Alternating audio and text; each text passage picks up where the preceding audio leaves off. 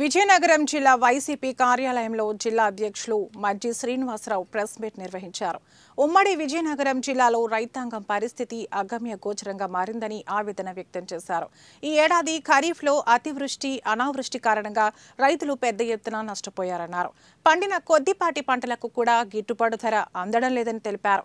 ఈ నెల 13వ తేదీన ఉదయం 10 గంటలకు Vizianagaram cantonment municipal park Nehru యువ కేంద్రం నుంచి కలెక్టరేట్కు ర్యాలీగా బయలుదేరి జిల్లా కలెక్టర్కు వినతి పత్రం అందజేస్తామని తెలిపారు.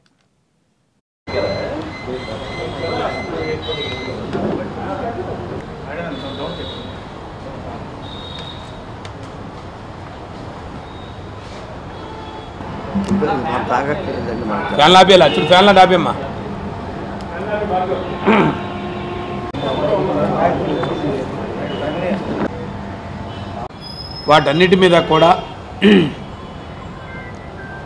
లేదు కూటమి ప్రభుత్వం ఇచ్చిన హామీలు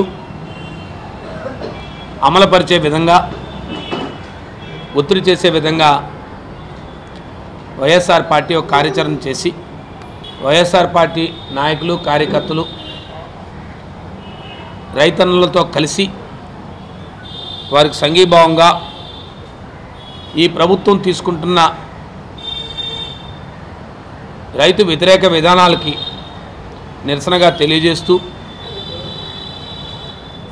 జిల్లా కలెక్టర్కి ఒక మెమరాండం సమర్పించాలని చెప్పి పార్టీ ఆదేశాలు జారీ చేసింది. దానికి అనుగుణంగా ఒక పోస్టర్ రిలీజ్ను కూడా ఈరోజు చేస్తున్నాం.